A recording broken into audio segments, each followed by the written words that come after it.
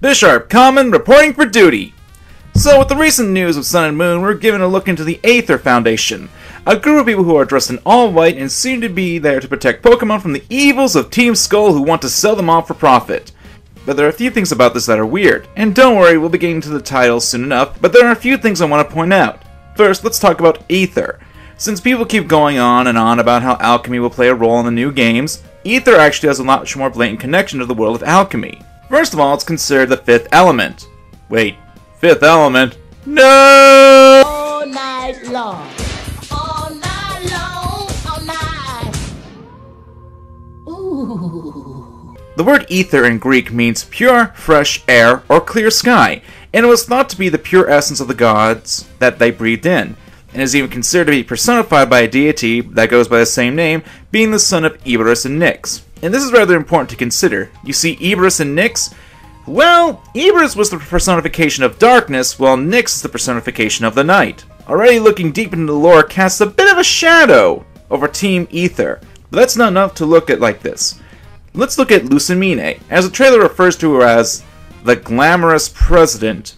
And what she says, "I will be like a mother to all those poor Pokemon and shower them with love.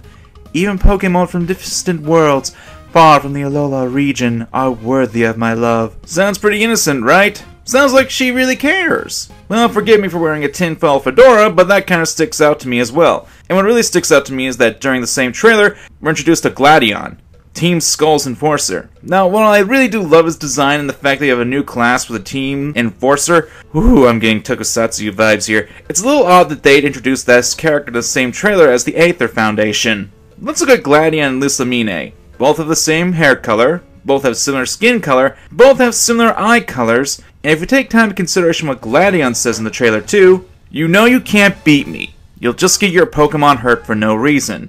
That seems to be a similar mindset to what Lucamine wanting to protect Pokemon, not wanting to harm Pokemon.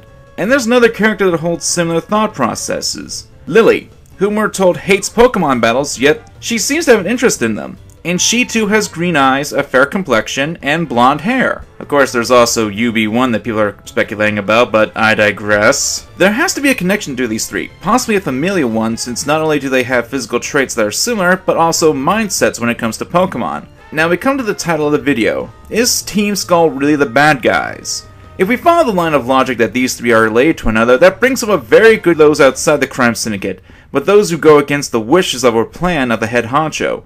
If, say, a grunt got out of line and was doing something that could actively hurt the syndicate, then the Enforcer would go after them as well. An Enforcer is something that we haven't really had in relation to an evil team in Pokemon before. We've had admins, leaders, grunts, but never an Enforcer.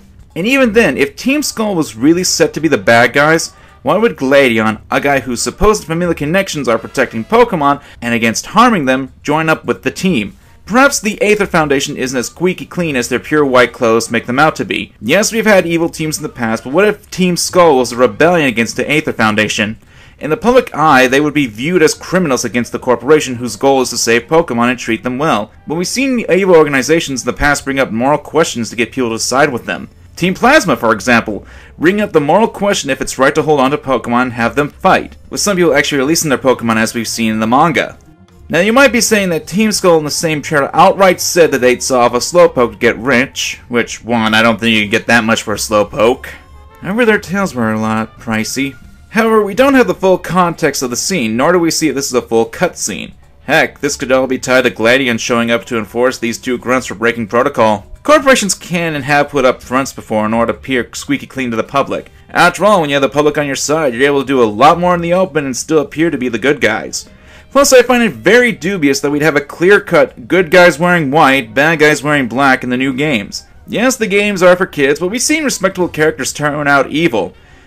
While the execution was bad, Lysander was a very respectable person and businessman in X and Y, and turned out to be the evil leader of Team Flare, while Gehestus, or Geisis, or however the hell you pronounce it, was the leader of Team Plasma in the original games, tried to spread a message to help Pokemon everywhere. Team Skull's motivation couldn't be as simple as stealing Pokemon for money. We've seen evil teams in the past few generations who have a much higher goal than that, from expanding the land and sea to changing the entire universe to controlling the world and to essentially create a paradise. There's more to this beneath the surface. But who knows, maybe Team Skull are just thugs, are being used by Gladion to strike up against his sister, and the Aether Foundation isn't as warm-hearted as we think. But what do you guys think? Let me know in the comments down below. I'm Bisharp Common, and thanks for watching.